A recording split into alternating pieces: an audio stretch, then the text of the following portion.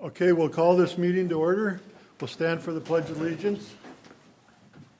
Allegiance to the flag of the United States of America and to the republic for which it stands, one nation, under God, indivisible, with liberty and justice for all.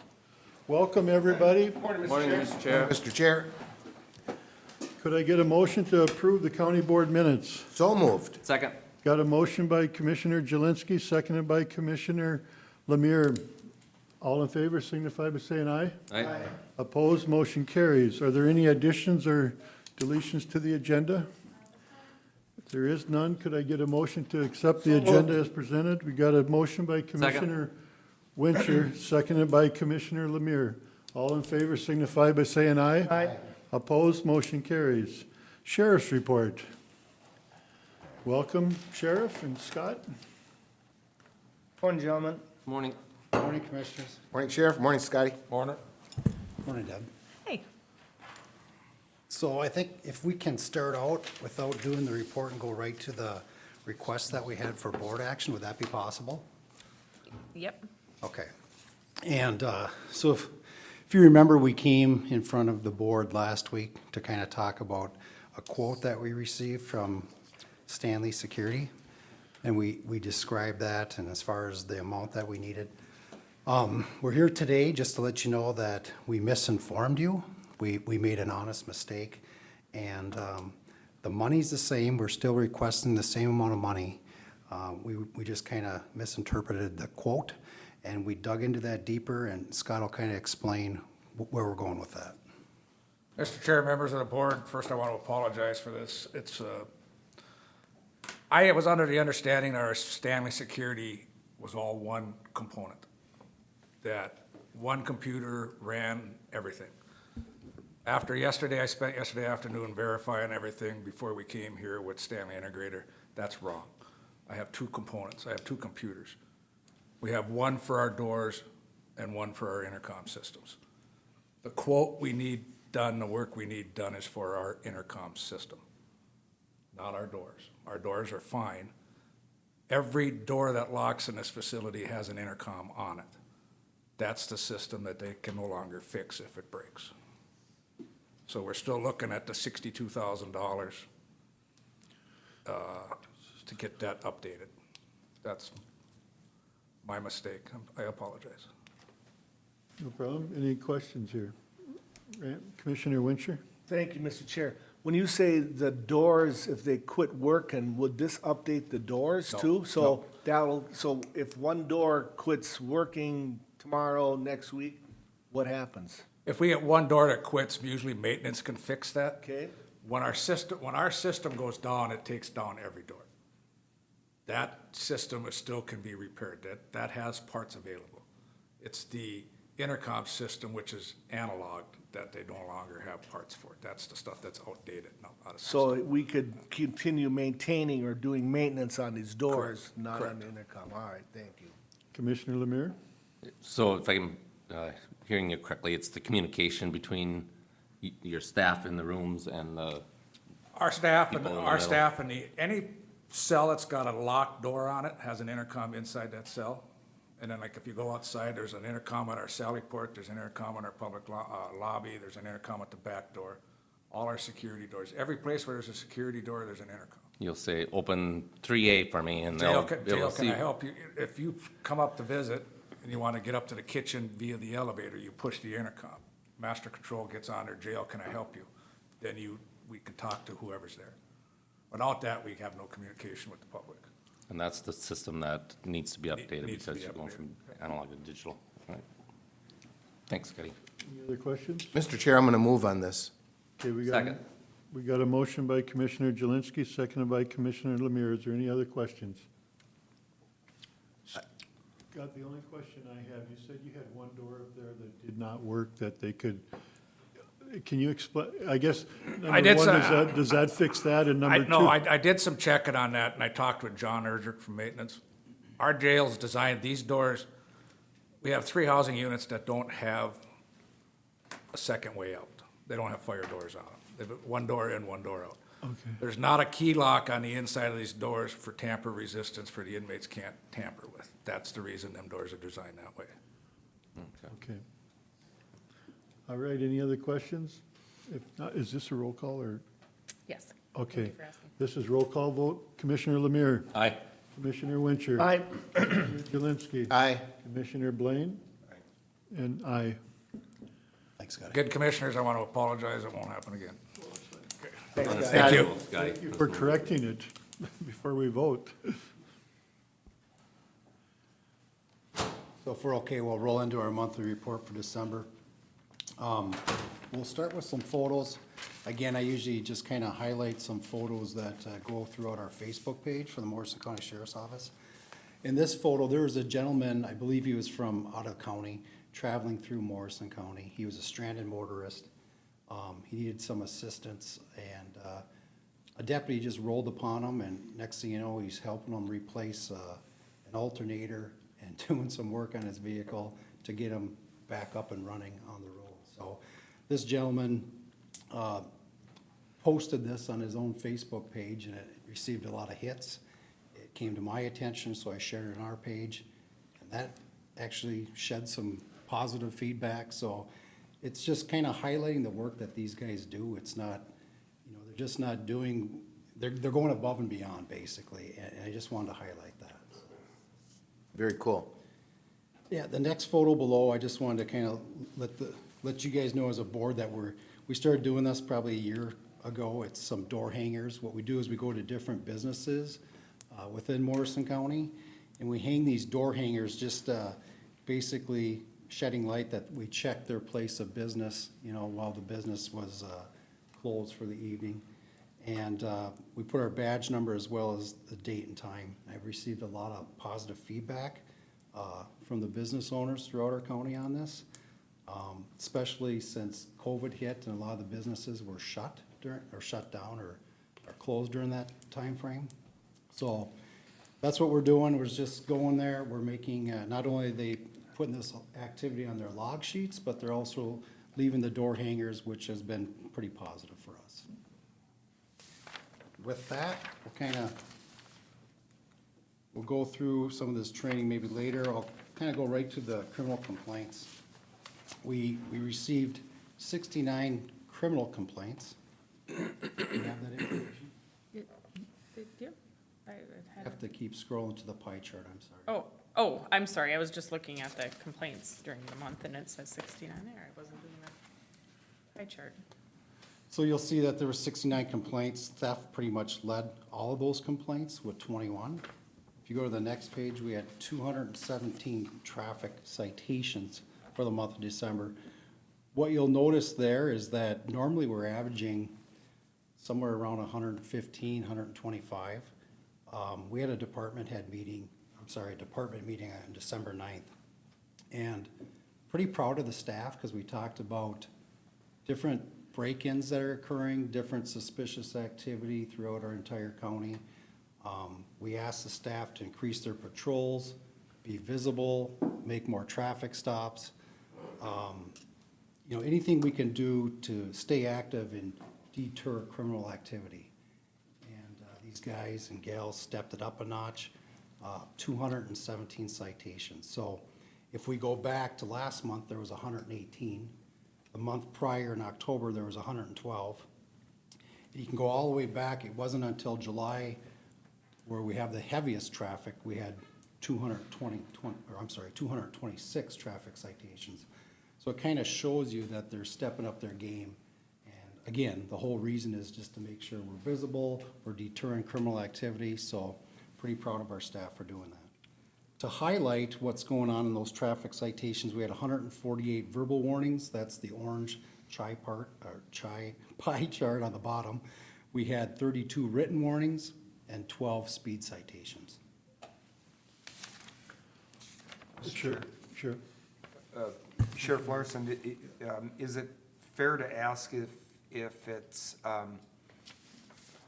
feasible that same rate of activity by our staff is attainable in months into the future? Or is this, we do more of a saturation for a short period of time? Or what's your thought on that? It's a great question. There's a lot of factors that play into that. Road conditions are one of them. If we have icy roads and we have less activity on the roadways, there probably isn't gonna be as many stops. But if we had the same traffic flow as we did this month and the roads are somewhat decent and we're seeing a lot of activity, especially during the nighttime hours, I would assume that the numbers would stay consistent. That would be my wish anyway. Okay, very good. Thank Sure, you. Sheriff, a question on that, and I know the answer, but a citation necessarily is not a ticket, because you had a lot of warnings here. So a citation is everything that they stop somebody for, is that kind of the word citation? So the whole pie chart, 217 traffic citations, all 217 incidents were traffic stops. When we broke it down, 148, that was a verbal warning where they're not getting a citation. And then the written warning is basically, it's not going on your record. Maybe you had a prior speed, but yet our deputy didn't feel you were, we should have issued you a citation in that circumstance. So they just issued a paper stating that it's a warning. But the actual citations themselves were 17 speed Okay. citations. Okay, thank you. That makes sense. Did I Yep, answer your question? yeah, it does, yeah. Okay. Moving on to our two-year comparison, you're gonna notice the numbers are a little different. For our total complaints, December of 2020, we had 1,040. In December of 2019, we had 689. Some of that difference is what I shared with you, the statistics with our traffic enforcement. But the other difference, the other void there to fill that gap has been our gun permits. For instance, in 2020, the month of December, we had 153 permit to carry permits. We had 53 purchase permits. That's just in the month of December. If you go back to 2019, in the same month of December, we had 18 permit to carry. We had 25 permit to purchase.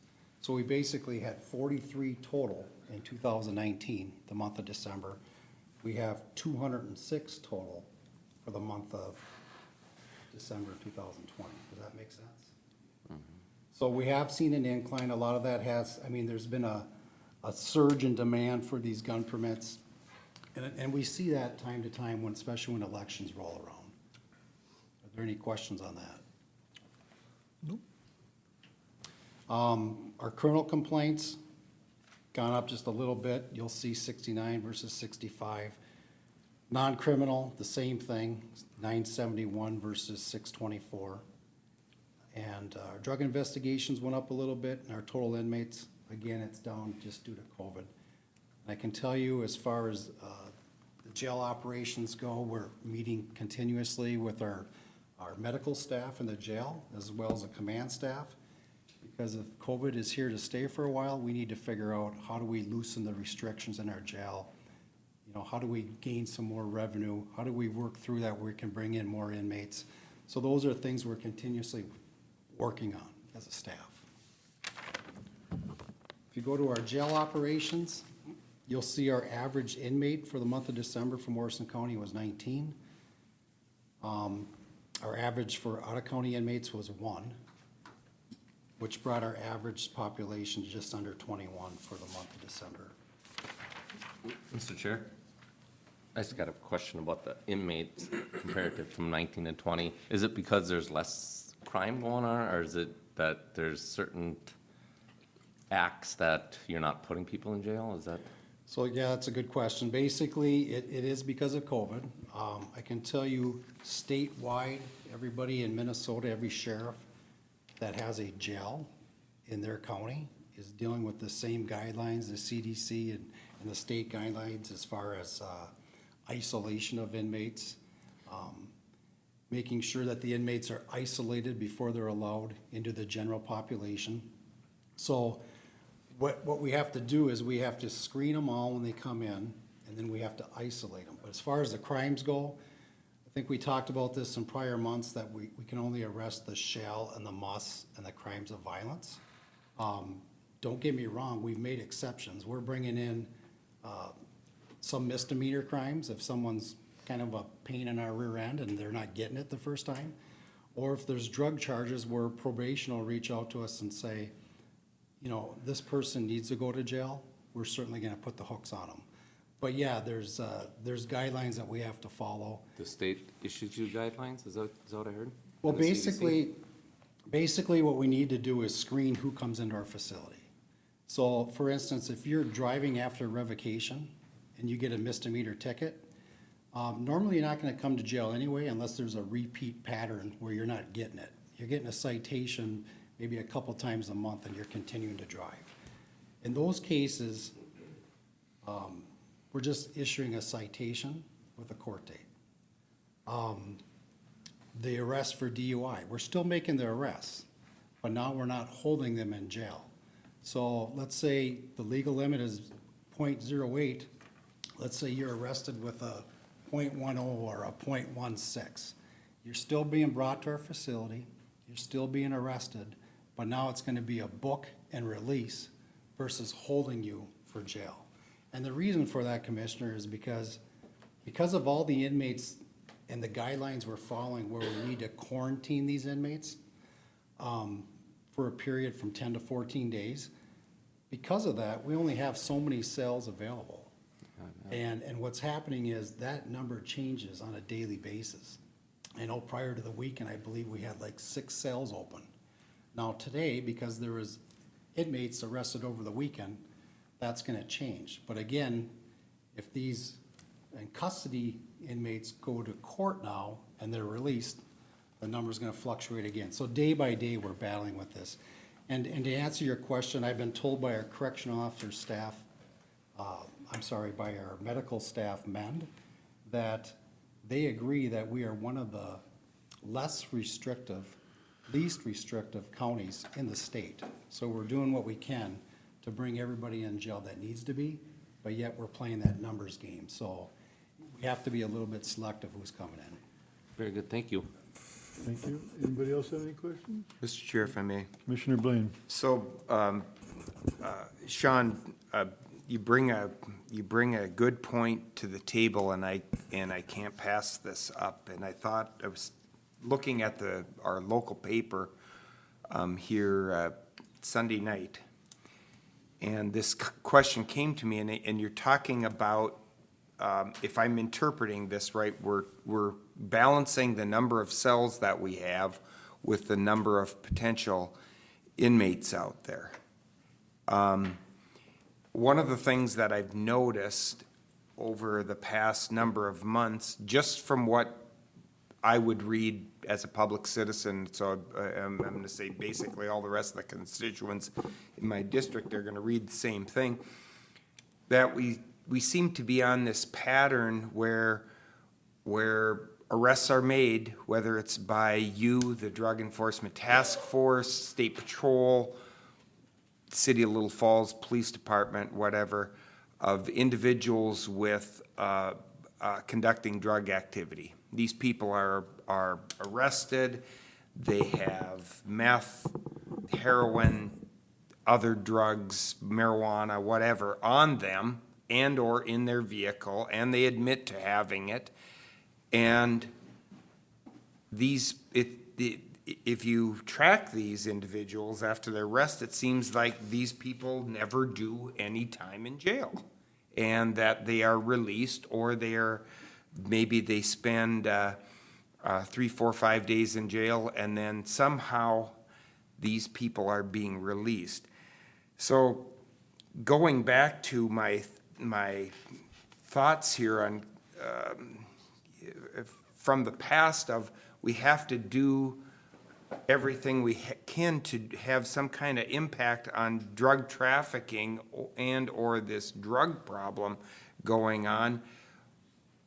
Is there a disconnect, or am I reading this wrong, that these individuals actually do spend time incarcerated, or is it that the state guidelines don't allow us to hold these individuals, or am I just interpreting this through the media in an incorrect way? Can you help me? I wish I could, Commissioner. The only thing I can tell you is that this same complaint that you just brought up, about people being jailed for drug charges and being released, this isn't nothing new. This isn't nothing that just came out because of COVID. Now, as you are aware, there's 3 branches of government. There's the judicial branch, there's the executive branch, there's the legislative branch. We're the executive branch and we enforce the laws. If there's a drug crime, people are being arrested and we did our job. Once they're released from the court system, from our jail, that has no say on us, that we have no control over that. However, I will be honest with you, and I'll let you know that if it was up to me, and I didn't really want to even look at the liability, I would open this jail up completely. There would be no quarantine, and we would put people in jail who need to come to jail.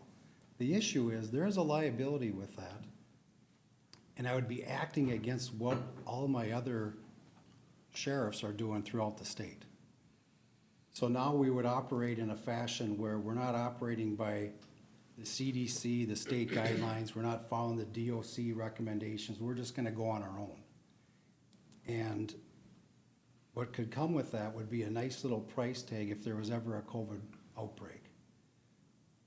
I can tell you there's other jails they had to bring in their deputies to run the jail because there was an outbreak with their own staff, the correctional officers. So it's kind of a risky business that we play. Again, I said we're the least restrictive in the state. We're bringing in who we feel needs to come in. But you are correct. There are some guidelines where it's a felony drug charge offense, and right now it's a book and release because we can't hold them. We don't have the space for them. But again, your conversation is something that, the point that you made, Commissioner, is something I heard well before COVID even started. It's not just because of COVID. If that makes any sense. So, Mr. Chair, if I may, so the situation for right now, and so how I'm perceiving this as what's reported in the media, is that this process is basically being tainted by COVID. And that's, if we didn't have COVID right now, and we didn't have these quarantine restrictions within our jail facility, do you believe then that we would be holding more of these individuals and holding them for a greater period of time, Sheriff? I believe that would be a factual statement, correct. So would it be fair then to say that that it's not the sentencing guidelines or actions by the legislature through the Department of Corrections that doesn't allow us to restrain these drug traffickers or drug individuals that come through our county because of what the sentencing guidelines are right now? I understand what you're saying, Commissioner, but again, I've heard these same complaints and statements pre-COVID-19, that there was, including people from our own agency, myself. It funnels through where we can arrest somebody and within hours or days later, they're walking right out on the sidewalk, right past my office. So I'm here to say what I do for the sheriff's office, the executive branch, enforce the laws, put people in jail that need to go to jail. But yet I can't speak on behalf of the judicial branch. And I can also tell you that, like I stated earlier, we have to plan that COVID is gonna stick around. I don't want it here. I don't wanna deal with it, but we have to. And again, if I have to look out for the county, I'm guessing the county doesn't want a big lawsuit tag. When we could have planned through this and been more responsible. So what we're doing now is trying to figure out phases, how we can bring more inmates in, given the restrictions that we have to abide by, and yet be somewhat responsible while doing that. if that makes any sense. So it's a continuous, it's continuous that we have to go through, we have to meet, we have to have continuous discussions. But in the end, I think that I agree with you partially on the fact that, yeah, there should be more people coming to jail that are not coming to jail. Early on, we were informed by the state that the Muss and Shell should be coming to jail. I.e., you get into a domestic with a loved one, you have to come to jail if you broke the law. Those are the things that we continue to still do, but when I say we're less restrictive, we're actually bringing in people that probably wouldn't be going into jail in another facility in a different county. But to give you an example, crimes of violence, people are coming to jail. The bigger drug charges, people are coming to jail. But when I only have 2 cells available or 3 cells, and now we have 4 arrests on separate drug charges, we have to prioritize who's coming into jail. In other words, who was found with what type of drug, what was the quantity, what are the circumstances that exist with that case. It's unfortunate, but that's what we have to do. Mr. Chair, Sheriff, my final question on this, and I appreciate your input and your insight on this and helping to educate me on what's happening here.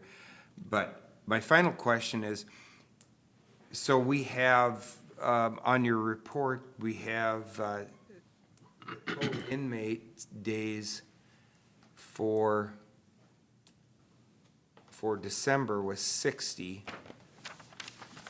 and with the high being 25, if I'm reading this correctly, at the top of the screen here.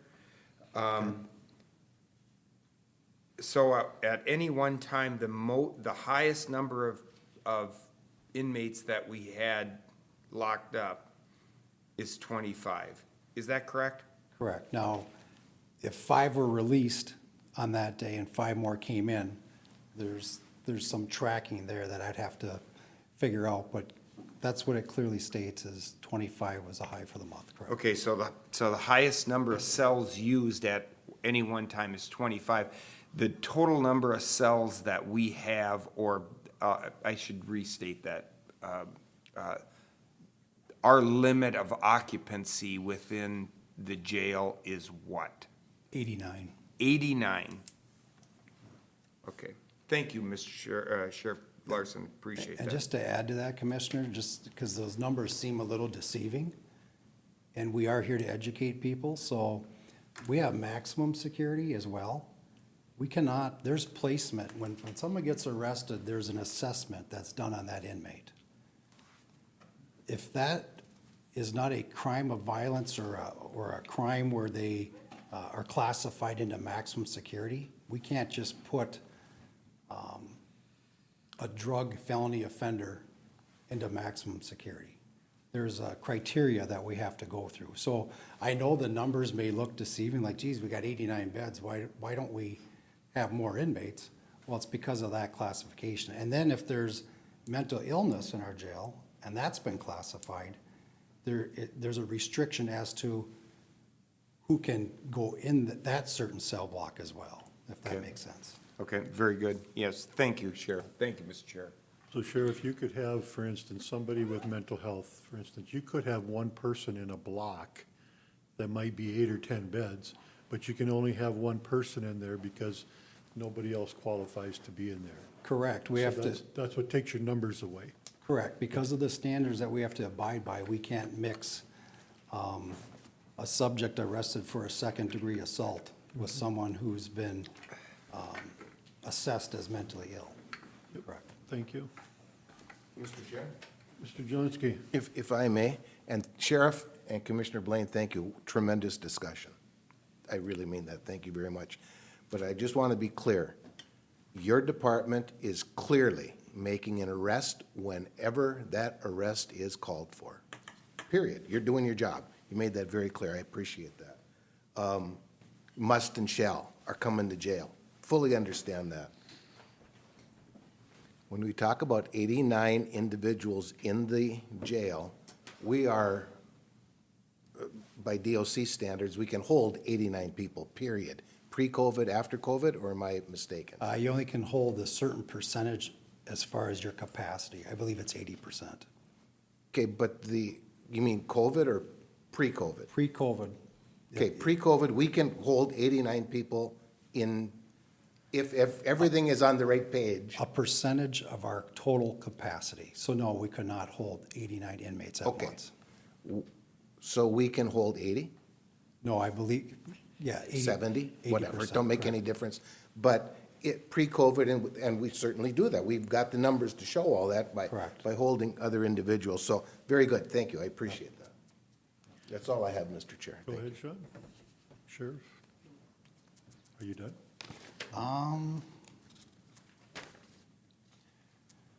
Well, and just that we've been busy with our drug investigations, which consist of controlled buys, numerous search warrants. We assisted the Crow Wing County Task Force installing a vehicle tractor. That was a vehicle passing through.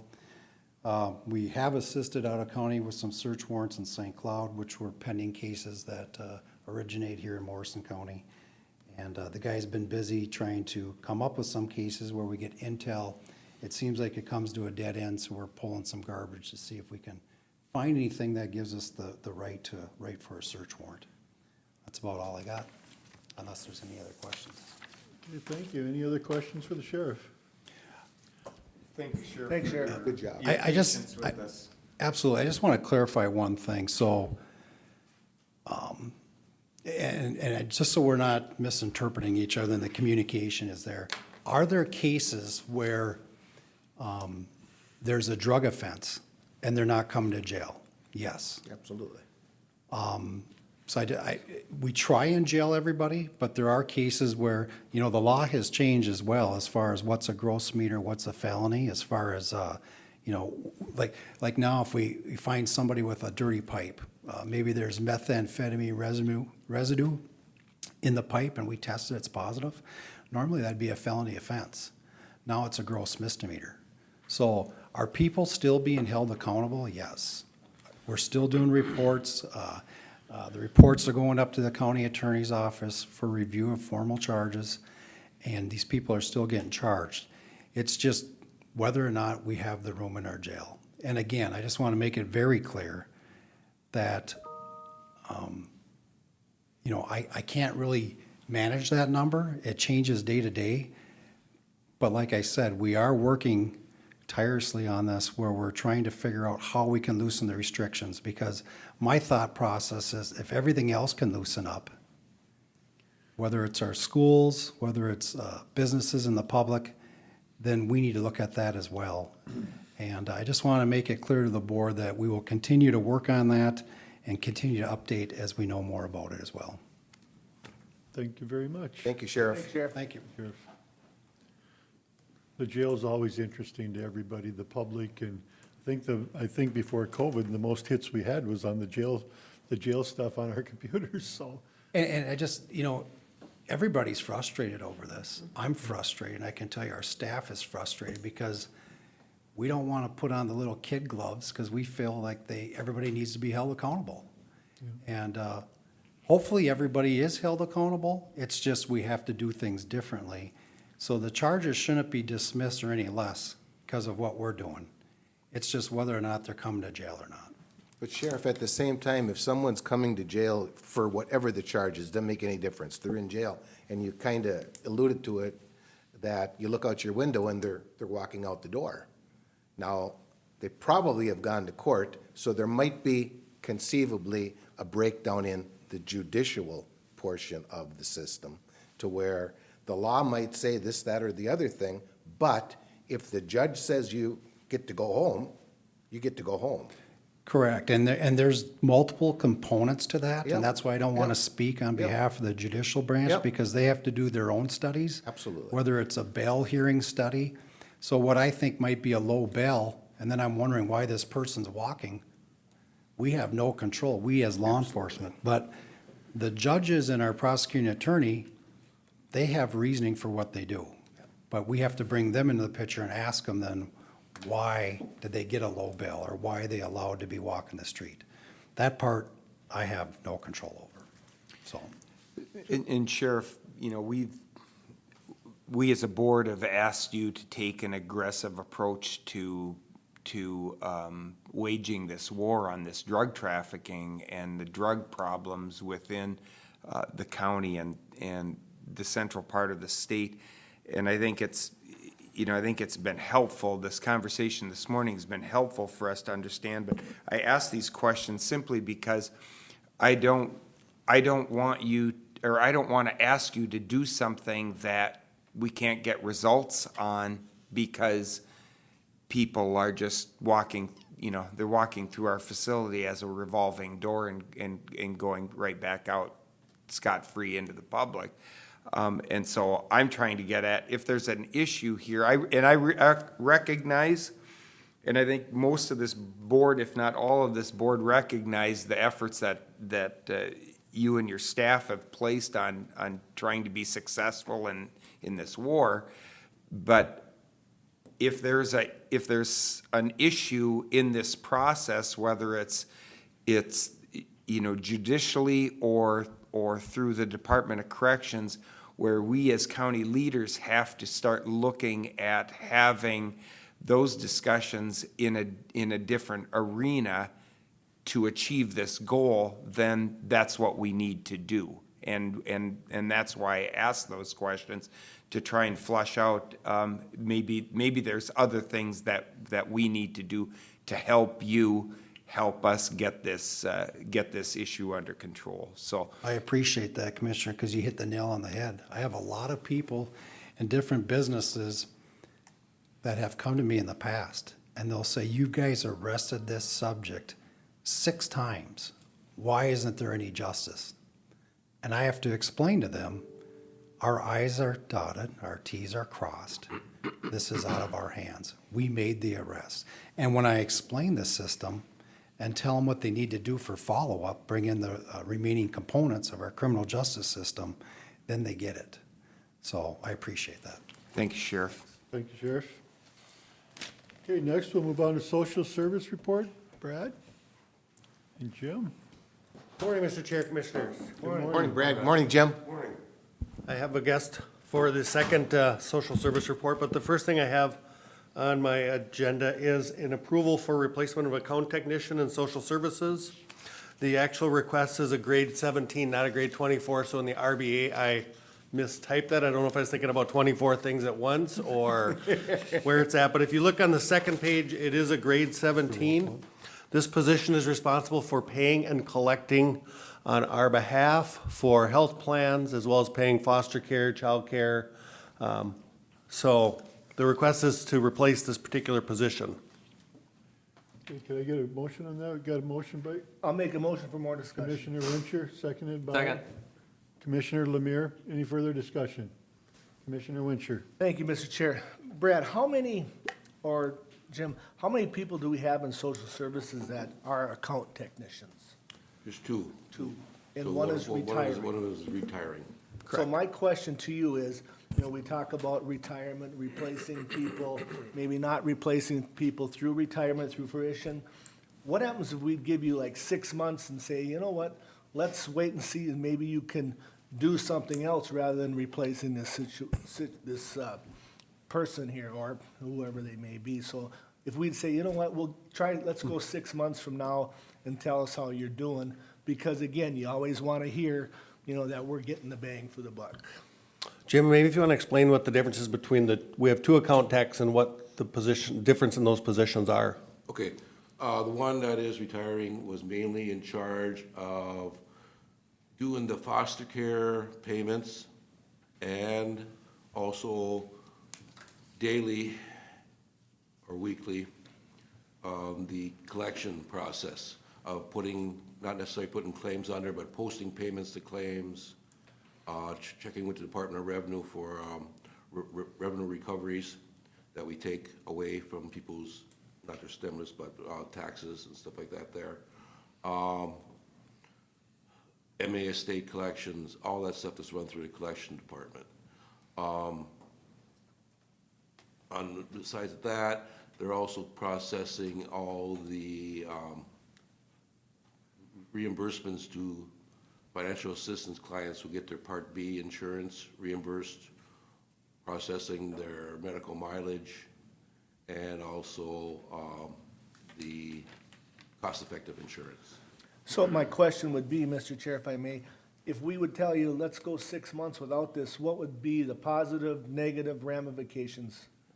My thought is even in the short term, because replacement won't happen in the switch, turn of a switch when she leaves on the 5th.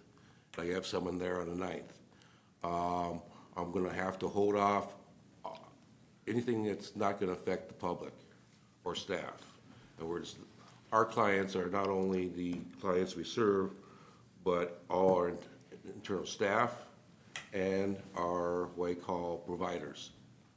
So what we're gonna be doing is we're gonna be holding off paying ourselves. We won't be doing any claims to get those reimbursements back. We won't be filing any claims for any time in the process because of the workload being so heavy on one account tech and myself. It'll just be held off for 30 to 60 days until the staff is replaced. So I think, it's one of the things we looked at before bringing this to board is, can we go without it? And in this particular position, given the amount of claims that come through our agency and the amount of reimbursements that we have to look at, it's not feasible to have a position such as this not replaced. Given the amount of claims that we have to process, we want to make sure that foster parents, childcare providers are not impacted by this. There will be some areas that will be impacted, as Jim said, our ability to seek reimbursement through health plans or medical assistance will be delayed because of ensuring that we're not impacting the public who is filing claims and expecting payment for services rendered. So this is also a position that pays all of our providers that are managing some of our services for kids in placement, for child protection, for mental health. So accounting is one of the critical functions to ensure that we are getting reimbursements necessary. Thank you. Commissioner Lemire? And I see on here too that the position is reimbursed at a 29.45%, so a third of it is being paid by reimbursements. And Correct. do you have it budgeted for 2021? We do have it budgeted for 2021, yes. Thank you. Any other questions? If not, we have a motion on the floor. All in favor signify by saying aye. Aye. Opposed, motion carries. So the second piece of this, which is good timing, because this is actually a report that's 1 year and 3 months overdue. So you might recall we, in the fall of many years, come back and talk about our cost report. And so this is all of the money that flows through social services, whether directly or indirectly, and can impact economically Morrison County. So the first page that I would have you look at is the guide to the cost report, because there's a lot of information in here, both from a broad perspective, which is what I'm going to give you kind of the overview of what has come in and through Morrison County to our communities. And then Jim's going to kind of break it down. What does it mean from a levy standpoint and from a county books standpoint? So the cost report is broke up into 3 categories: support, health, social services. On the income, and then on the expense, there is an expense defined, which includes the centralized county public aid, county purchased, county personnel costs, and county non-personal. On the next page is a 4-year snapshot of all of the funds that flow through Morrison County. So if you look at the first line, the payments to clients and vendors overall is about $99 million. That is up 22% from 2015. I should have prefaced this by saying 2018 was an interesting year. That was the year that I was appointed the public health director. So actually some costs went from the public health fund over to the social service fund based on some position realignments. So you will see that in some of the information that Jim does share. I would take you to the bottom 4 categories around the per capita. And if you look at the county portion of total costs, from a statewide perspective, we are under the statewide average by about $19, $29 or $31, sorry, my math, I'm a social worker. I have social work math skills, so. But if you look at all the county portion of total costs from a human services perspective on all the program areas, we are at or below the state average compared to other counties across the state. And so I would have you turn to the next page. And if you have questions at all throughout, please ask them, because this is a lot of information, but from a very broad perspective. So the next page is the CHI part, which is the total human service cost by major programs across the state. So this is statewide programs. It is about $15 billion that flows through the Department of Human Services from a statewide perspective. And then as you look at the total revenue shares, this is broke up by federal, state, county, and miscellaneous. These percentages have not changed a whole lot. So even as costs increase, the percentage hasn't. But as we know, it also means that county costs have increased as a result too, even though the percentage of revenue remains the same. The next page is the pie chart about around Morrison County. The support programs is at 6% of total costs. Health has always been the largest, which is all the medical assistance waiver programs, which is at 66%. And then social services is at 28% for a total human services cost of about $99 million. Then as you look at the revenue shares on the next pie chart, again, these percentages have not changed. The federal's at 49, state at 46, county at 4%, miscellaneous at 1%, and that then shows where all of the revenue comes from. So Brad, if I may ask, so this is that chart that says it costs the county taxpayers about $4 million to receive $100 million. Correct. Okay. Yep. That is correct. And again, most of the health programs, as you look at our long-term care facilities, our nursing homes, that's where the health programs come into play for a lot of our local providers. On the social service side, the big costs are the child welfare, child protection, out-of-home placement.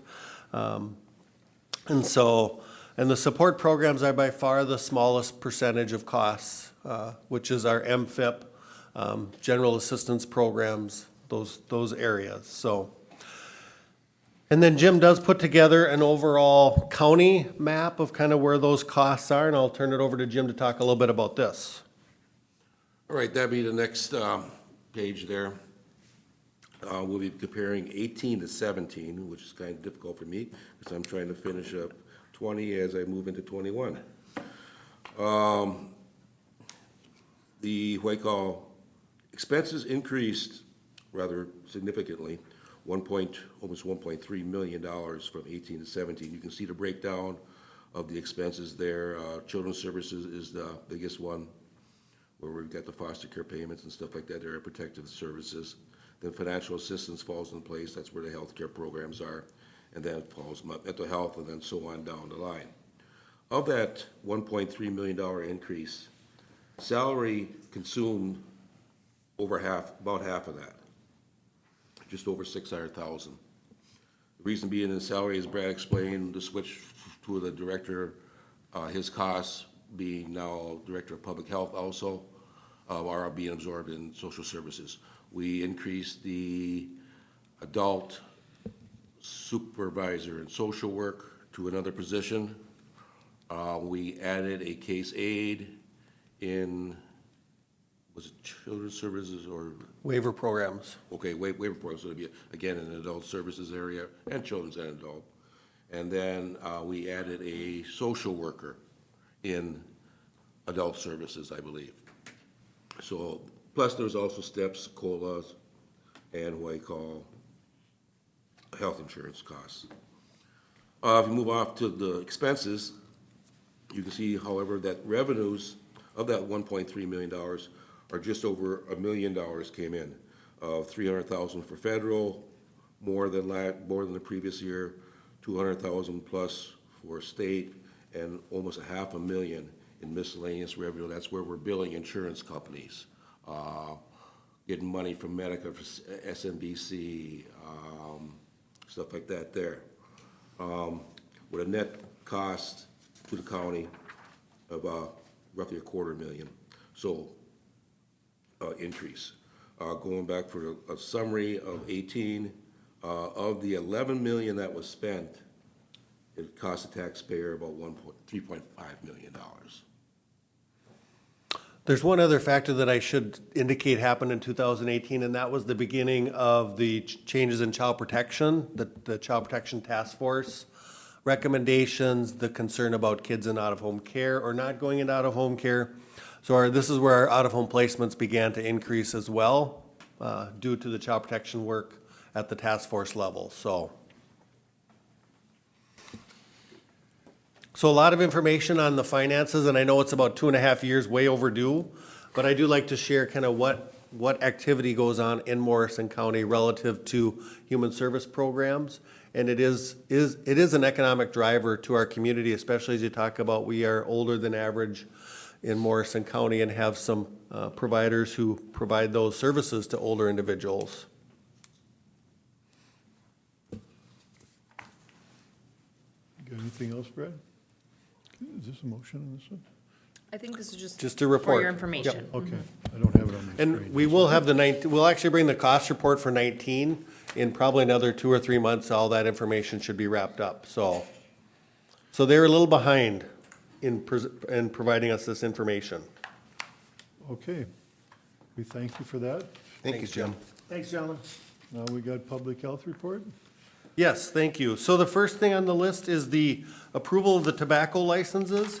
And if I could make one adjustment, we did have an establishment come in and pay the man cave, so actually they would be approved as a tobacco license effective with this board action versus on the next page with a contingent. So approval of all these tobacco licenses with the addition of the cave for 2021. Could I get a motion? I'll make a motion to approve with the addition of the cave. Okay, we got a motion by Commissioner Second. Lemire, seconded by Commissioner Jelinski. Any further discussion? Commissioner Wincher. Thank you. On these licenses, is it based on are they caught up on their taxes and stuff like that? So if they're not, I'm assuming they wouldn't get their license until they would be caught up, correct? That is correct, Commissioner Winter, yes. All of these establishments are caught up on their property taxes. Thank you. Mr. Chair, I just have one Commissioner Jelinski. quick question. It's really not like me to find a dollar and cent question, but I've got one. Everybody's charged $75 except for one, which is charged $86. Do you have any idea why that would be? They had a late fee. Excellent, thank you very much. Okay, any other questions? I appreciate he had the answer for that. I know, I'm like, uh-oh. That was an easy one. And it's all the same for everybody for tobacco license, which makes it even easier. All in favor signify by saying aye. Aye. Opposed, motion carries. All right, the next one is approval of a contingent tobacco license for the Speedway in Piers. They are communicating with us, the check's in the mail, but it's not been here yet, so it would be contingent upon receiving that licensing fee. So moved. Got a motion by Commissioner Wincher, seconded by Second. Commissioner Jelinski. All in favor signify by saying aye. Aye. Aye. Opposed, motion carries. Thank you. And then the last public health RBA is a approval of food, beverage, and tobacco licenses for Herbie's in Flensburg, contingent upon paying of property taxes, and they have been working with us and keeping us informed. So this would be a contingent license based on payment of property taxes. I'll move on that, Mr. We Chair. got a motion by Commissioner Jelinski, seconded by Commissioner Blaine. Any further discussion? Commissioner Wincher. Thank you, Mr. Chair. Just off the cuff, do we have, like, again, you hear on the news that some establishments were open due to or not supposed to be open and they were getting fined? Did we have any of them in the counties? We have had some establishments that have not been abiding by the governor's executive order. We've been communicating with them and educating them. We have not had any more fines since the first governor's executive order, where we were working with establishments on face masks and census in the bar. So, but we have had to talk to a couple of establishments that were open and shouldn't have been and are now not open or are now open based on the governor's executive order. So, Okay, thank you. Any other questions? Not all in favor, signify by saying aye. Aye. Opposed, motion carries. And then if it's okay, Commissioner, I just want to give you a brief COVID update. Today, we have a case rate of 28.39. That means we've had 94 cases over the past 14 days. It certainly is fluctuating up and down, our case rate, which is what the schools have used, but this has trended down very well. And so we are appreciative of that our case rate data is trending down. So, as far as the vaccine goes, we have administered about 178 vaccines as of tomorrow. We are through all of emergency responders, law enforcement, that are interested and not associated with a healthcare organization. We are seeing about a 30% vaccination rate of our first responders, law enforcement, so fire departments. So we are, bless you, we are there. So we are having another vaccination event tomorrow.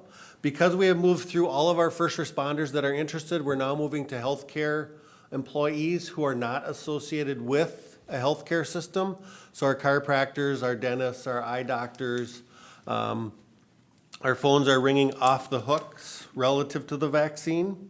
We know all of our long-term care facilities are hooked up with a pharmacy partner and are scheduled or working with their pharmacy on getting it scheduled to do all of their long-term care staff and residents. So that's good news. I know because of the news that 65 plus is now at the top of the list. We do not have the vaccine available for the 65 and older population. I know Todd County does have some extra vaccine and are doing the 65 and older population this week through a mass dispensing event. At this point, we don't have a mass dispensing event planned for 65 and older. We are having a call with our healthcare system because we know they're getting a lot of calls around the vaccine as well, hoping that we can partner and work with them on that population. If I may interrupt, Brad, the 65 plus, if I'm interested, I'm not 65 yet. You're getting on that. You're closing in on it. But I'll use my mother, okay? So if she would want to get that, how does one go about, again, if that's gonna be a question, once we have this mass dispensing, how do you make an appointment? How do you get in line, or aren't we there yet? We are not there yet, and that's part of the challenge with the messages because, people are hearing 65 and older is now at the top of the list. We are getting a lot of phone calls, especially from kids of parents who are older, and we know healthcare is getting a lot of calls. But the vaccine is still limited in its availability, and so what local public health is trying to get done is all of our healthcare providers not associated with a healthcare system, our emergency responders, those that are going to be more challenged to get it from their healthcare professionals. So, and then as we move into the 65 and older, we'll have to work with our healthcare systems, MDH, to figure out how those are going to be completed because it's going to be challenging. And then also they've indicated school employees, childcare providers are now kind of with the 65 and older population. So that's a lot of people without a lot of vaccine yet available, so. And again, my question would be then, are we just gonna wait until, all right, they're gonna give us 1 million vaccines, and then, well, now what do we do? Or are we gonna start putting a plan together and say, if they do this, so we're ready, rather than, be proactive, be reactive? Yes, we are working on a plan for 65 and older schools, childcare providers with our healthcare systems. They're joining us on our EOC calls now, so we can talk about how to do that. Thank you. Commissioner Jelinski? Thank you, Mr. Chair. Brad, you mentioned 30%, and I believe what you were talking about when you mentioned 30% was our first responders of the world, which would obviously include our first response teams, I think. Yep, Our firefighters, our law enforcement teams. correct. And I'll just stop there because there's probably more. Of 100% of those individuals, there's 30% that are taking the shot? That came to local public health to do their shots. Some may have went to a pharmacy partner or a healthcare system or, so. Very good, thank you.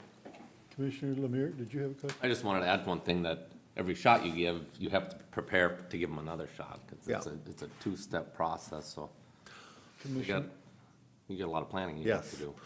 Which is one of the worries about a mass dispensing event for the general public, because we have to ensure that we then schedule them again. So, as an example, on January, whatever that Wednesday was, the 3rd, 4th, Yeah.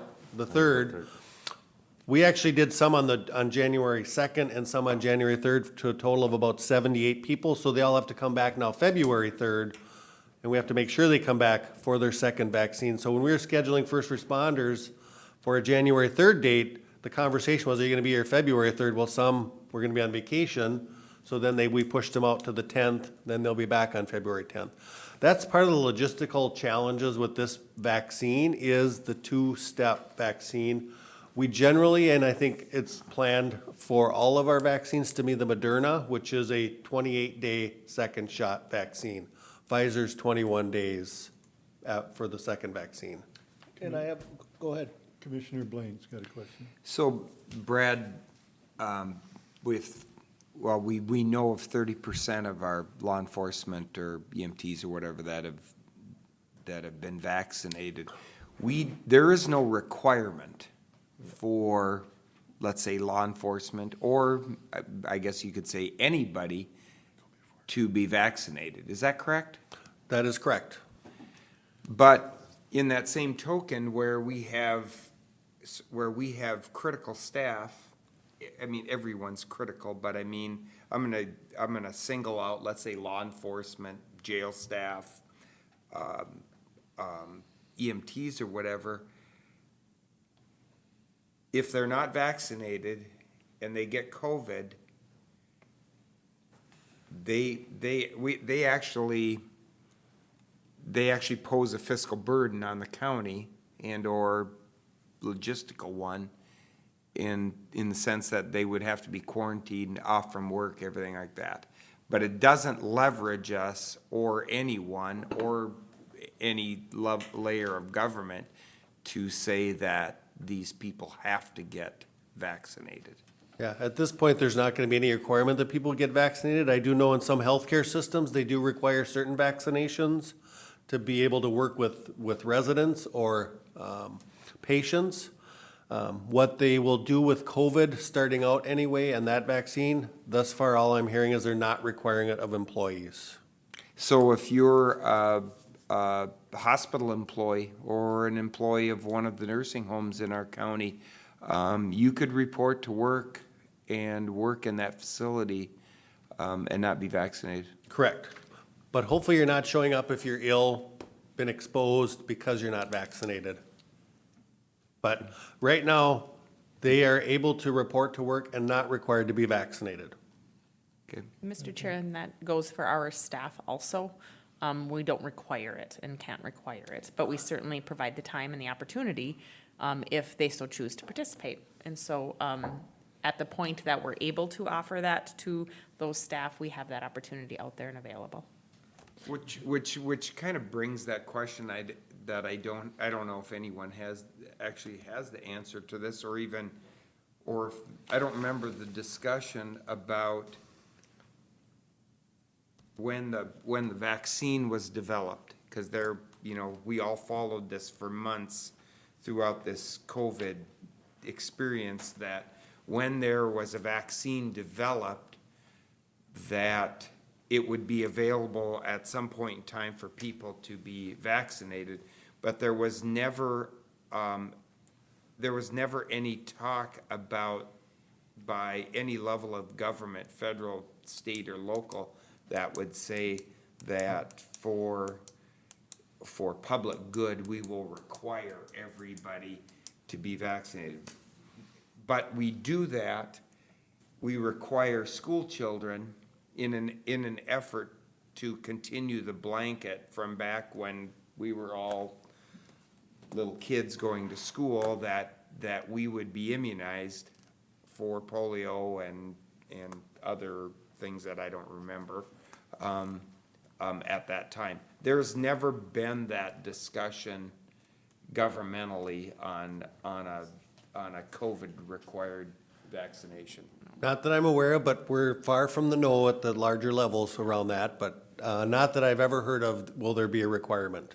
thank Mr. you. Chair, the requirement comes from, I think there are certain entities or certain institutions that can require that of participation with them, can require that you have vaccinations in some regards. And there's exceptions to that too, but there are institutions that can require if you want to participate in certain activities, whether, perhaps the military has some, or different things, like if you want to do this, then you have to have this list of vaccines, but it's not a requirement on the individual to get them, I think is the difference that I've seen. Does that make sense, where it may be required of that? And I was just going to touch on something Brad said before in our discussions at an EOC level when it comes to the populations and administering them, whether it be with a healthcare system he talks about. So it may not be public health. It may not be us in this facility administering the vaccinations. It may be the healthcare system. We need to determine and make sure we're utilizing the best resources to have the best possible outcome. And it may not be that we do it, but it may be that we're coordinating with healthcare systems to be able to go there and get the vaccine. I think different counties are addressing it differently depending upon their resources that they have, how many nurses they have, what they have for accessibility, and what they have for different components that can support that type of activity, because it is big. 70 vaccines when it comes to the 65 plus population isn't a lot. In fact, it's tiny, right? So we're trying to make sure that we're equipped, or best equipped, to be able to handle what it needs to be, and whether we're that deliverer of that service or whether we coordinate with others to deliver that service is yet to be determined based upon what availability there is. And just one other comment, we've talked about the healthcare professionals, we've talked about school teachers, we've talked about 65 and older, and then we're getting calls and letters from critical employers, they talk about the ag industry, or, others off the top of my head aren't coming to me, but I've had calls from a couple of employers who said, hey, we are part of the critical infrastructure. We kept working throughout the COVID. When are we going to get our vaccine? Well, now they've been pushed even further back because of now the federal change in 65 and older. So, and then how do you get those employers done? Because about 2/3 of our employers would be considered critical infrastructure. That's a lot of people. And so, again, as you talk about this vaccine rollout and having to do it twice, it's very complicated and challenging. And where we're gonna fit in versus where our healthcare system is gonna fit in is still a conversation that we have to have.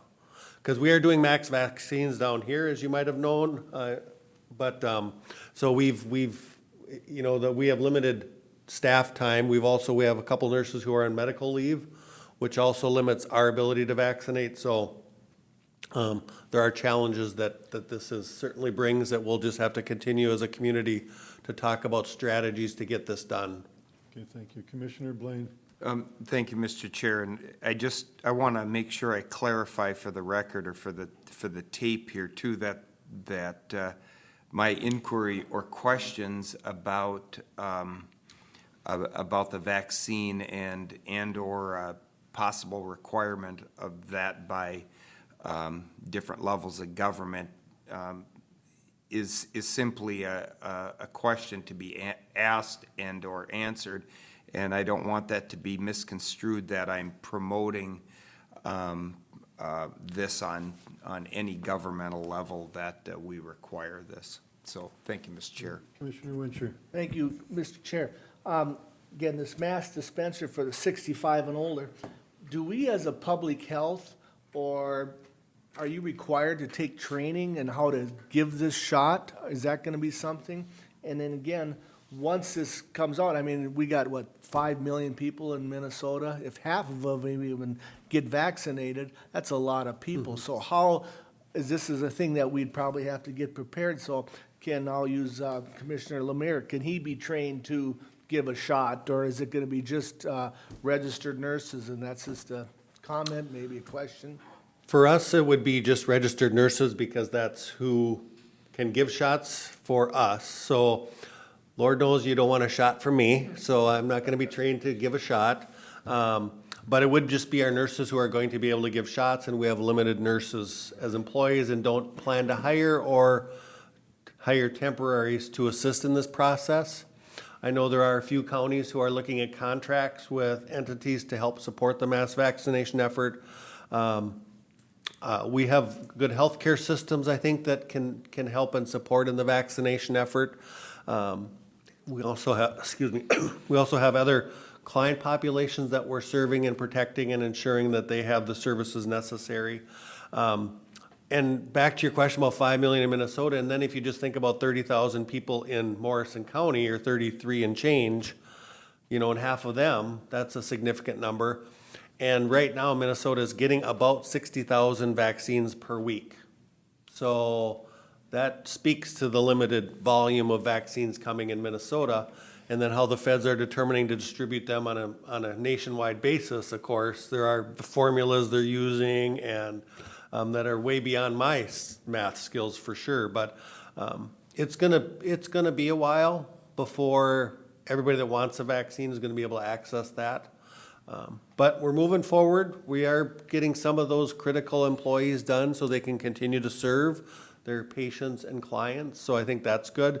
But in terms of even the 65 and older, it will take some significant time to get them done.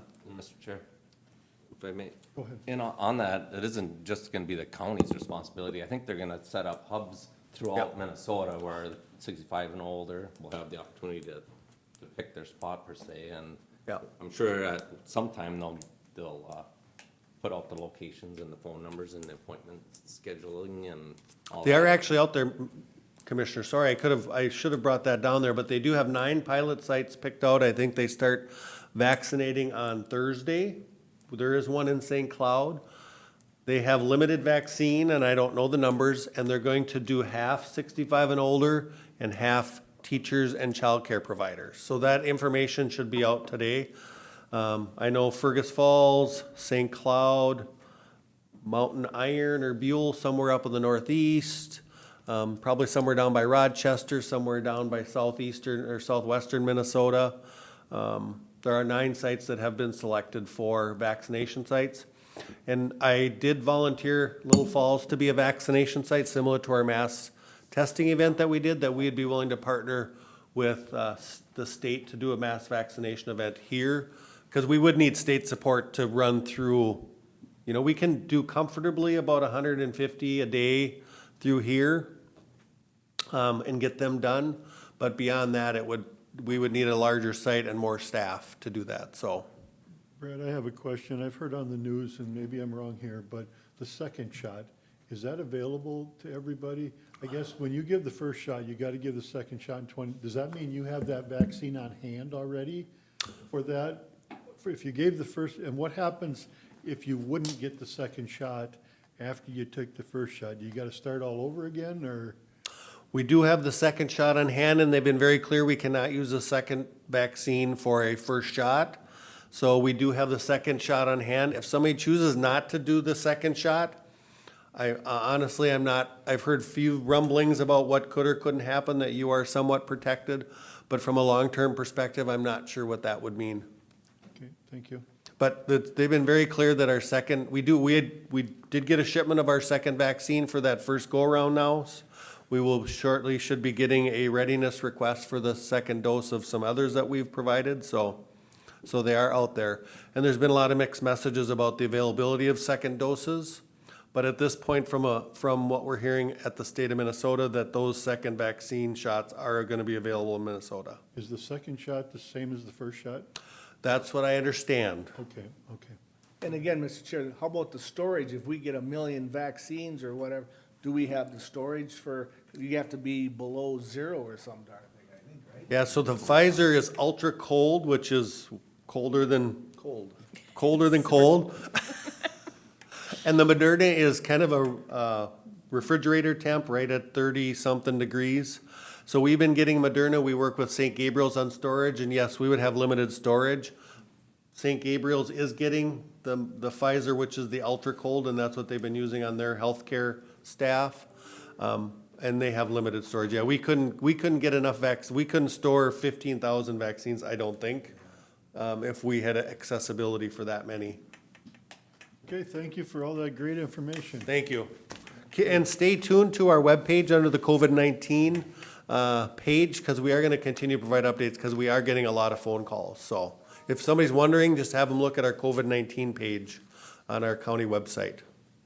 Have a good day. Thank you. Thank you, Brad. Brad. Okay, next we got extension report, and I think that's gonna be over Zoom. Yes. Believe Dana is on, ready to go. Yes. Am I coming through clearly? Can you hear us, Dana? Yes. We can't hear you, Dana, if you can hear us. Just a second. Kinda here. Yeah, I can barely, it's coming through the system. It sounds, Dana, we can barely hear you. I don't know if you gotta turn up your mic or, I can, I will, try talking again, Dana.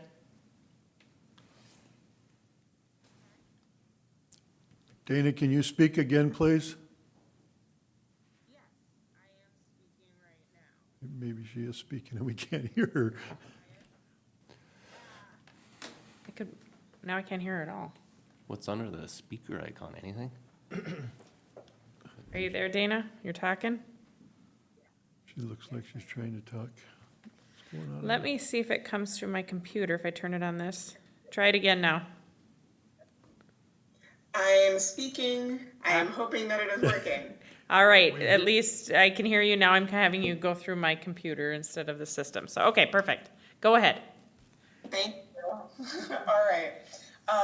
So I have been working with the Facebook page for both the statewide dairy team as well as Stearns, Benton, and Morrison counties to circulate information and increase awareness about programming as well as educational topics.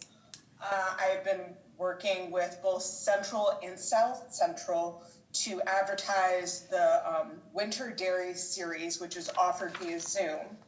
With South Central, it is being offered second and fourth Fridays from 12:30 till 1 p.m. And they're short little discussions really targeted at engaging the audience and promoting discussion rather than just being presented a topic. For our last South Central program, we had 26 attendees and 15 people viewed the recording that we circulated as of, I think it was last Friday. But that topic was components versus production. What's the right choice for your dairy?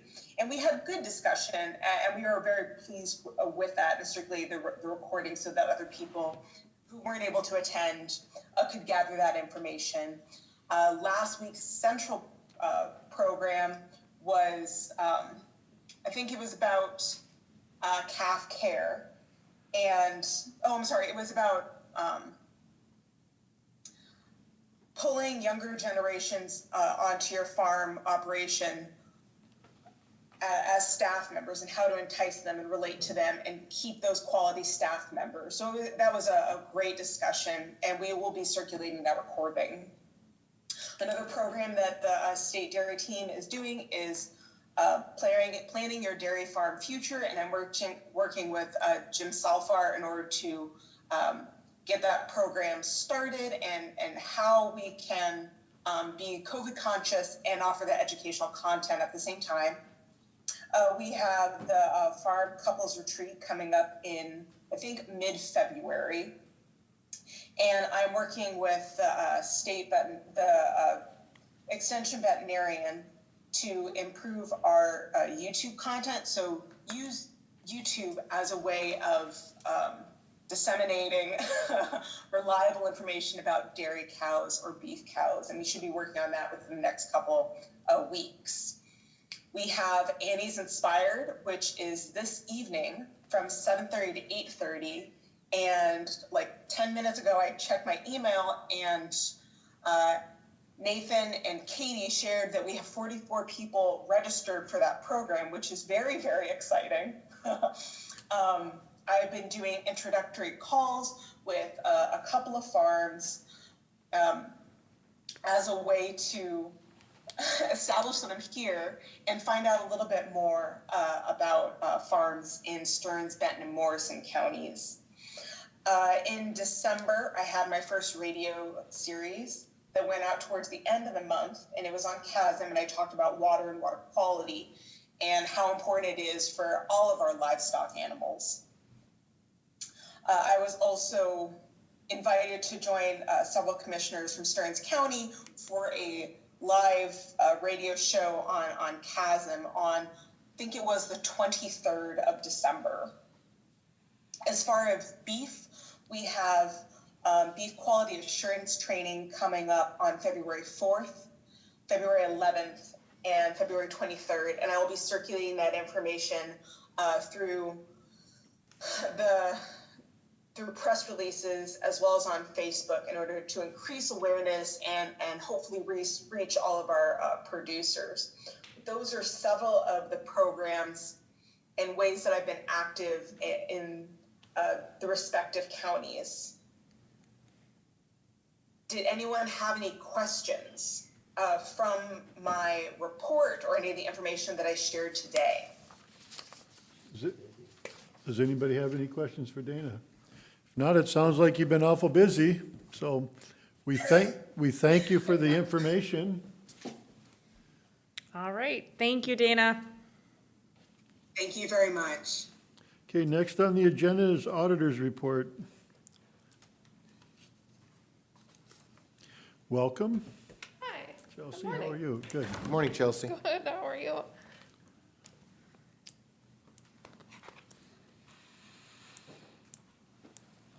First on the agenda, I have a resolution requesting approval for the Morrison County Wild Gobblers to hold a raffle on March 19th of this year at the Little Falls Ballroom. So moved. Got a motion by Commissioner Jelinski, seconded by Commissioner Lemire.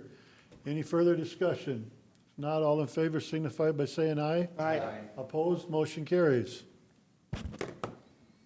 Next on the agenda, I am requesting approval to open a Magic account to link to the Morrison County Jail account at US Bank.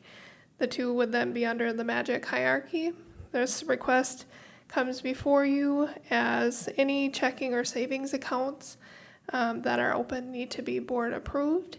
And again, this is kind of like the motor vehicle scenario that we just talked about where we had an account at US Bank.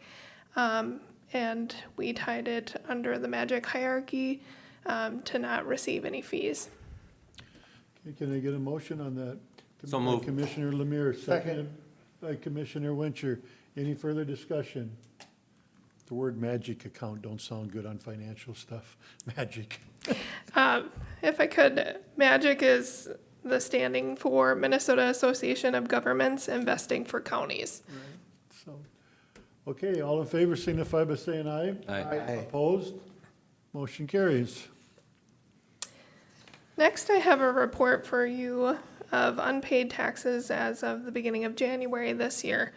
So this is just an annual report that I put together for you. It's a snapshot. The top portion shows first column, the payable year of taxes, highlighted 2020 last year. Yearly tax charges, which is our levy, the delinquency date, which is the first date of this year, and total delinquent to date taxes unpaid. And it shows our percentage of delinquent taxes as of last year and years prior. So you can see a trend going downward. The next section there for you just shows the breakout of that tax portion. So we have delinquency date, beginning of the year, tax, penalty, interest, fees, and then total amount owed. So we really are looking at the top portion here on the top section, just the tax amount of outstanding unpaid tax. Mr. Chair, Chelsea, you mentioned our levy. That would be all taxes we collect, not just the Correct. county levy. So Right, for, yep. on behalf of other jurisdictions also, that total amount is for. Right. And when you said going down, it's getting better, right? I mean, more people are keeping up with their taxes. That's what, am I correct on that, or am I reading it wrong? Yes, so that's what the report shows. We had last year a smaller amount of delinquent or late notices go out. Right now, we're close to or maybe 100 less than the year prior for late notices, beginning of January. We do have a higher amount of individuals who are on payment plans right now for delinquent taxes, which are confession of judgments. So if they are at a point where they need to be paid, or we get to the forfeiture process, they have an opportunity to go on a payment plan. Okay, thank you. Mr. Chair, if I may, Commissioner Winter.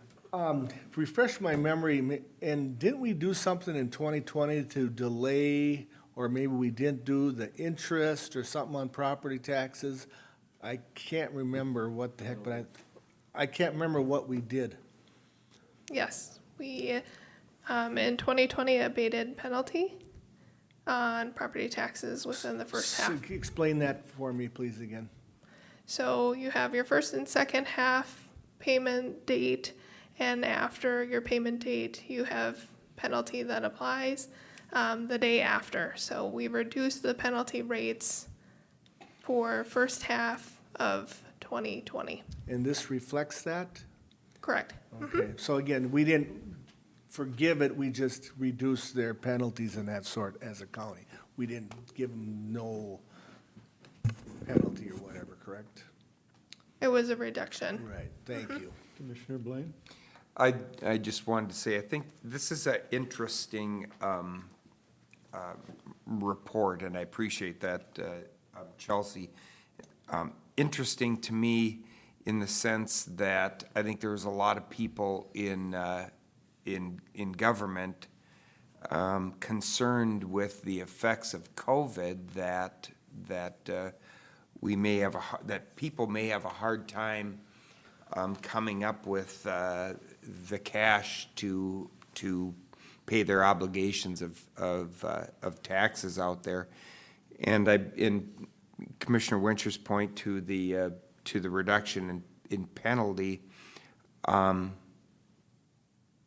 there was a thought when we had that discussion that might, because we reduced the penalty, that might entice some people to defer, I'll say, that obligation to pay those taxes. But I look at this as it's an interesting it becomes an interesting percentage in the amount of delinquent taxes out there, and I think we have to take that. We have to look at this with some sort of recognition on just what the economic vitality of the county is throughout COVID, because I think that to me it's surprising that we've been able to drop that percentage of delinquency. Even if you go back 8 years, we're almost at 5%, and we've cut that number in half. And so I think there's some information to be gleaned out of this, and I think I think the report here is timely as some of the other things that this board will have to look at addressing here going forward. This is it's good information to have with us, so thank you. Thank you. Continue, Chelsea. Next, I have a report for you for fourth quarter cash investments and interest report. So this report here on the top shows our liquid accounts, checking and savings, and then we have our special accounts specific to funds, and then on the bottom we have our investments, our CDs that we have. So overall, we're a normal standpoint for last quarter. One thing that I do like to normally see is a balance of liquid and investments. When you look at this report, obviously you can see that liquid accounts have a higher fund balance than investments right now, and that is because remember beginning of last year and end of 2019, we had many CDs that were callable. And so those came due and were maybe reinvested at a 1 year and then came due again last year. And interest rates are very low compared to 2 years ago. So when I work with my brokers right now, normally pre-COVID, they would have great rates to offer. And right now we're talking a 1 year CD, roughly 5 to 10 basis points. So 0.05% or 0.10% on an interest for a 1 year CD. I asked one of my brokers just recently, what would it take to get to a 1% CD? And they said we would be looking at a 10-year investment. So that just gives you an idea of where we're at today. Okay, thank you. Does anybody got any questions on that? Because we're carrying a higher percentage of money in our liquid revenue accounts versus investment accounts, we're not seeing any kind of return then on that money up on top then on the liquid revenue accounts, correct? We are receiving interest on those, and so in the liquid revenue accounts, we are receiving interest. Majority, as you can see, our funds remain in the Magic Fund. Roughly, I would say we're receiving 5 to 7 basis points. So it's very similar to investment in a CD right now. So I'm just kind of waiting for the opportunity for a better rate to come along. And that's why we have the liquid funds. You'll also see that if you were to look in prior years for investments, you would see that the total amounts for our investments would be higher normally with our brokers. So Edward Jones, Wells Fargo, Magic, those would have our larger funds with investments. And as of last year and this year, you'll see that our local banks, those fund balances for investments are growing because we have the opportunity to work with them to gain a better rate of return. Thank you.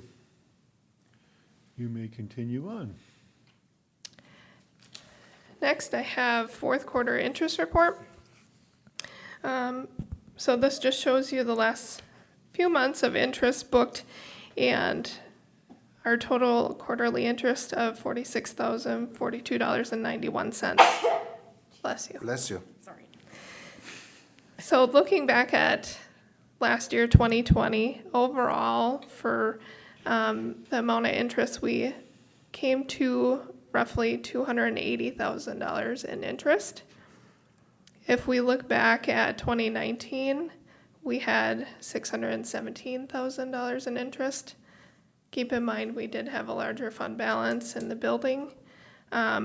So where we fell for interest as of 2020, we fell in between 2017 and 2018, roughly looking at numbers, and I don't have those in front of you. But in 2018, we had an annual interest of roughly $403,000, and in 2017, we had roughly $247,000. So we ended the year in 2020 roughly $280,000. So I can see our projection going down in 2021, just with where we're standing with rates. Okay, thank you. Mr. Chair, if I may. Commissioner Winchester. Thank you. Chelsea, when last year, year before, these contracts with the interest, the banks or the investment companies, they have the right to cancel that contract if for any reason, because we were under some contracts where they're paying 2 or 3%, and they said, oh, we're not going to guarantee that anymore.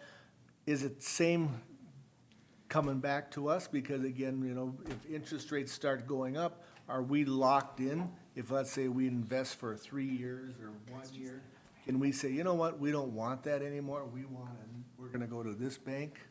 Follow what I'm saying? So what we have prior was callable CDs, and say we invest for a 2-year CD, and the first call could be within 6 months. Right. So with rates dropping, they would be called within 6 months. We have a handful of CDs right now that are callable, but not compared to what we had before. And we do have a amount of liquid funds right now, so that if the rates do come up, or we have the opportunity in a short window of time, that we can go out and invest those funds. So we have the opportunity, if, in your second, I believe there was the second question in there, as to can we cash out a CD and invest at a higher rate? We wouldn't be cashing out CDs because we would get penalties for that, but we do have a great amount of liquid funds that we could invest. So it's kind of one side in my opinion, because those are callable, they can reduce anything, but boy, God forbid, if we want to get out early again, a CD, they're gonna penalize us, so we have to weigh those two, correct? That is the agreement that we go into, yes. All right. Okay, I have a Commissioner Lemire. question, a learning question, I guess. Like, in this liquid revenue account, we have the magic fund, right? October, it says 24 million, November, 16 million. Where is is that an $8 million change then? Is that what I'm saying? Yes. So, we have tax collection in October and November, so you're gonna see normally, that account increase and then decrease because we have to pay out settlement. So that's where we Like hold the October you funds. collected, November you paid out. Yes. Is that what you're saying? Okay. Yep, All right. yep, so we have to remain those funds liquid, as we collect. However, Magic is our account that we can hold funds. And again, we have to collateralize funds. We have to, with banks, you have the FDIC insurance of $250,000, and then you have to have collateral behind it. So, Magic allows us to have liquid funds at a larger rate, where smaller banks, we have to look at different options of collateral. So, a good question. Makes sense. Thank you. Yep. Thank you. Any other questions? Otherwise, continue on, Chelsea. Next, you have the December cash report. So, again, this is a report that you see monthly, and it ties out to our funds.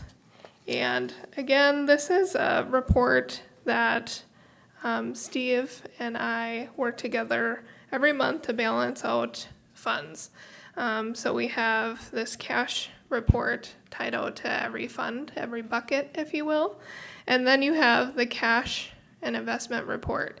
So these two reports have to balance out down to the penny, and they do that. So if you look at December's cash report and the last dollar amount here in the corner, you'll see that the current month subtotal is the same amount. Gotcha. Okay, thank you. Thanks, Chelsea. And then last but not least, I have a request to pay the bills. Okay, can I get a motion to pay the bills? Commissioner Blaine, So moved, Mr. Chair. seconded Second. by Commissioner Lemire. Any further discussion? If not, this is roll call. Commissioner Wincher, Aye. Commissioner Jelinski, Aye. Commissioner Blaine, Aye. and I, and Commissioner Lemire. Aye. Motion carries. Thank you. Thank you. Thanks, Chelsea. Chelsea, thank you. Thank you for the good work. You guys, anybody need a break? Are we okay to keep moving? We're probably almost done. I can make it. And if he can, I can. Okay. Barely though. Depends. Steve, let him suffer up here. Steve, it's all up to you now. I didn't tell him it was an hour report. gonna say we've got schedules, we got all that, everybody's gonna. I'm just gonna talk and talk. That's what I was worried about. That's what my expense was about. Morning, Steve. Good Morning, morning, Steve. everyone. Mr. Chairman, members of the board, I just have one item for your consideration. We're asking the board to authorize the department to be on the lookout, and if the situation occurs, would allow us to purchase a used tandem truck for our 2021 equipment purchase, fully equipped. We went through the budget process. We have it built into our budget. But the municipal contracting law is not written very well to buy used equipment. It's really written to buy equipment that's gone through a bidding process, and we buy many of our items through the state bid or some cooperative, which has gone through a bidding process. Well, when you have a good used piece of equipment that comes up, you can have only a few days before that thing may turn around and it gets picked up. The shop foreman has some pretty good relationships with dealers that when a good tandem comes through, he gets notified. He'll dispatch and get down and evaluate that piece of equipment, as quickly as he can, make a determination on whether it's what we're looking for and whether it fits what our needs are.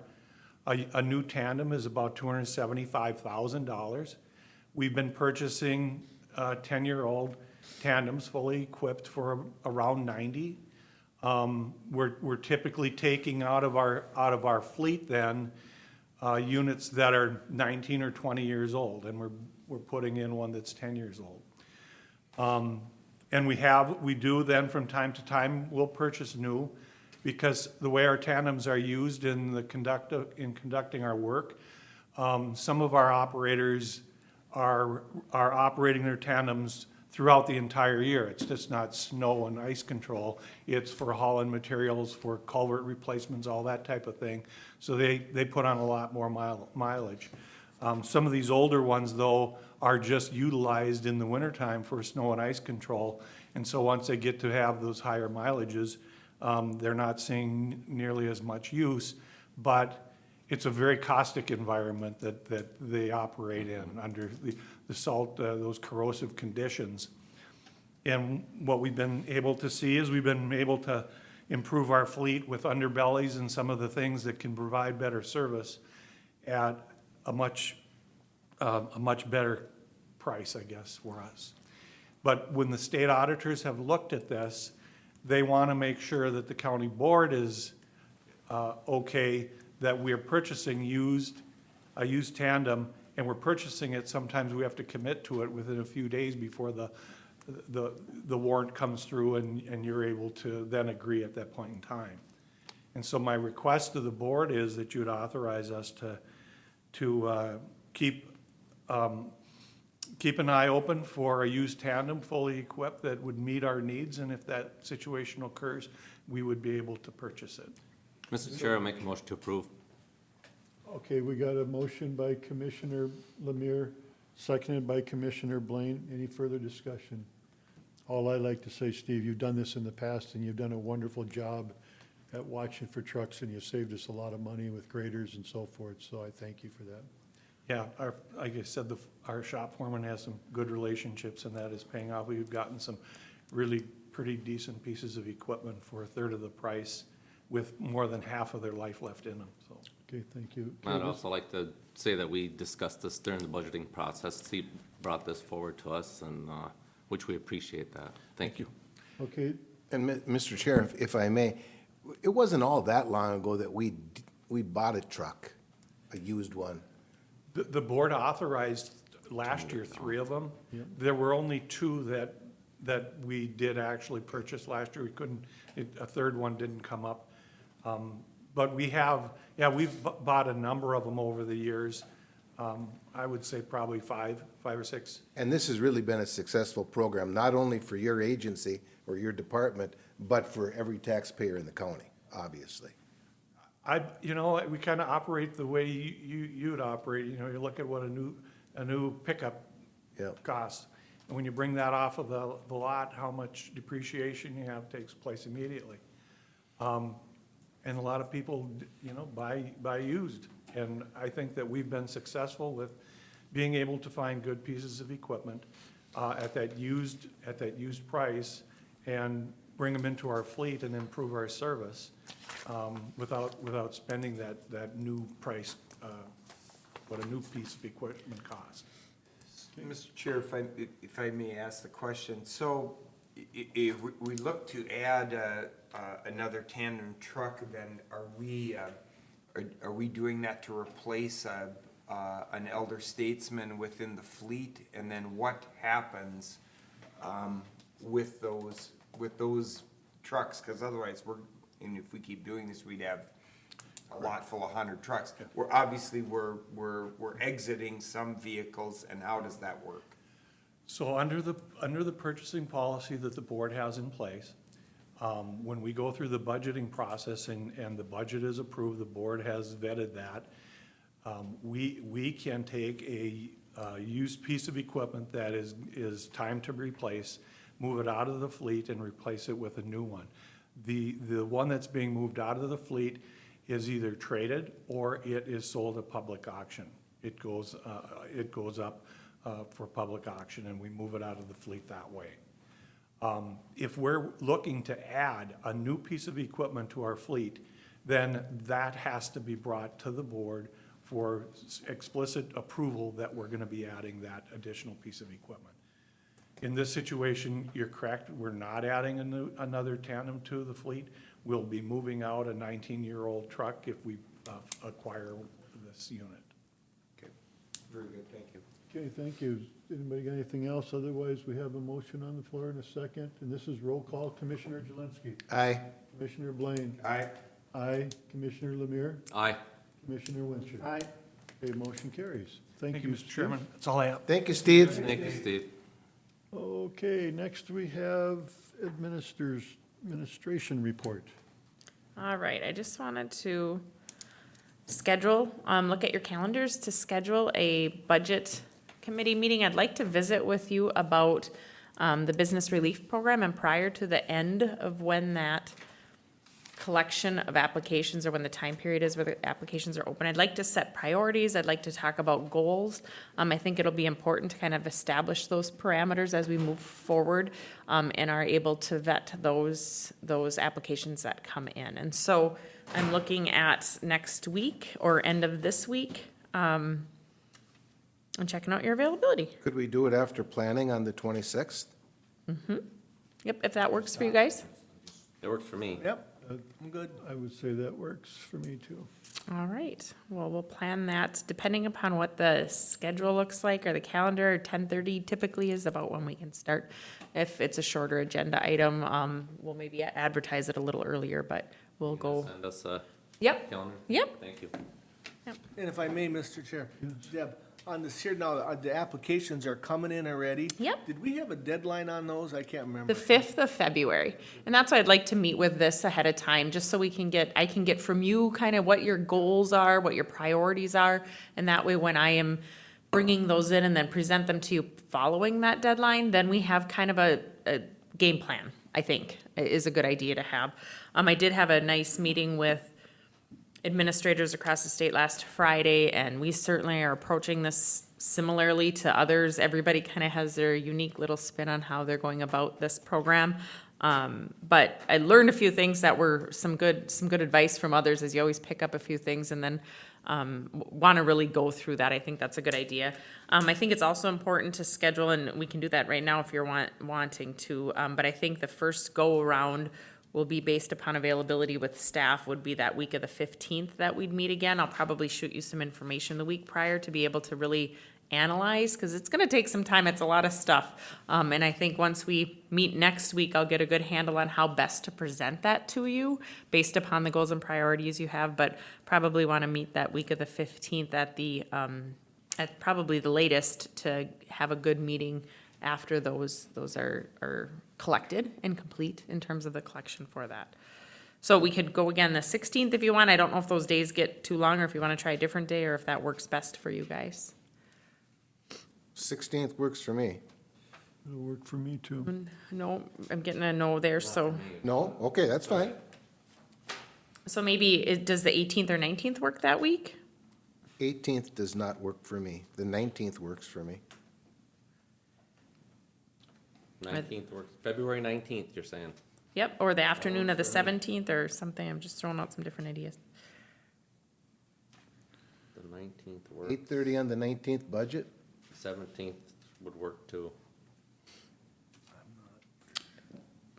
Both work for me. I'll have to let you know, because Soil and Water is kind of up, and normally they meet on the Fridays, so. The Friday? But Does the afternoon of the 17th work for you guys? Yep. on the 17th or? Yeah, the afternoon of the 17th, Wednesday? Mm-hmm. Ash Wednesday, yes. Oh, that's Ash It would work. 1 o'clock? Yep, let's plan that, and that way then, So we're not doing the Randy. 19th? Yeah, We're let's doing the plan on the 17th. afternoon of the 17th. Thank you. Send that one too? Yep. All right, that gets on the calendar. If we need to add more, we certainly can, but I'm looking forward to visiting with you next week. And as you think through this, think of priorities, think of goals, think of where you want to see this, these dollars, to make sure they go to who you want to make sure that's getting covered versus not. You know, just kind of set a game plan out there on what you guys are thinking, so that way I can present that information following that game plan. And we can always deviate, we'll ebb and flow from there, but I think it's a good idea to get that base plan in place. So, as a side note, lots of activity with that, getting phone calls, getting applications in, great response, continue to spread the word. I think that's important that people are aware. We'll continue to run advertisements and have that accessible and available online, and we'll continue to post reminders. One thing that I am finding that I've been digging into a lot is the Department of Revenue direct payment. If you recall, the Department of Revenue has a direct payment going out to certain businesses with codes that fall in line with typically like the bar restaurants or the bowling alleys, things of that nature. Finding out about how they're qualifying those or how some are missed with those in terms of what creates somebody to be ineligible. Haven't gotten the appeal process yet. DOR is still trying to figure that one out, which is a little bit unfortunate, where people can appeal that if they were found to be ineligible and want to question that. That process is still forthcoming. I was speaking with state reps and working with state agencies on trying to get that out there, but it's not defined yet. I'm hoping that comes soon, because people really should have an outlet to be able to ask those questions about why, and be able to further look into it. So I'm learning a lot about that, making sure people have access to dollars that they ought to. Commissioner Lemay? Yes, I don't know how to phrase my question, but are you trying to figure out all that information so that you can assist them in answering their questions? Trying to Because help. They can't find nobody from the state to answer their questions. Is that what I'm hearing? Kinda, trying to help and trying to get the most out of, making sure businesses in Morrison County are getting what they ought to get, and finding out if there are different things that are out there and occurring, and trying to be a resource, I guess, for those folks, and making sure that they're aware of what's going on, and making sure that they have at least an opportunity to ask questions about whether or not it can fit. I mean, I think that would be best. I assume that's okay to spend time trying to work through that, because I've been asking follow-up questions, because the timing of all this is kind of interesting, where our application process opened. And as you know, part of our application was to ask what other funding they have access to. And so if I don't see that, in my mind, they ought to have that DOR payment, I'm following up just to make sure they're aware of it. And a few have said, well, I don't know what you're talking about. I didn't know that there was something accessible. They've looked into it, and then they've learned that they are eligible, or they've looked into it and they learn they aren't. But we're trying to dig into finding out why. Okay, thank you. Okay, thank you. Is that it? It is all I have. Okay, next we'll have committee reports and upcoming schedules. Commissioner Lemire, are you ready? Sure, I just need to know the, Dates? January 24th through February 6th.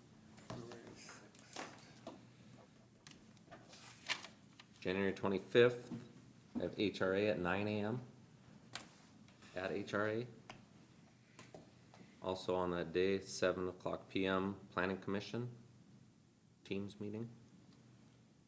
26th, planning session, of course. And then following that will be, what would you like to call that, grant specifics or grant Budget?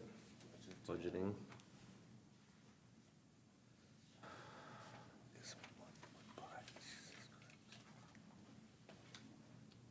Second, board meeting. And that's it. Board of Adjustments on what? Tuesday the 2nd at 7 o'clock, Teams. Okay, thank you. Commissioner Wincher? Looks like he covered me. Okay, Commissioner Jelinski? Thank you, Mr. Chair. On Monday, the 25th at 10 o'clock in the morning, I've got a State Emergency Communications Network Regional Stakeholder Presentation. That's a virtual meeting. At 5:30 that evening, is not me any longer, but it's an extension meeting.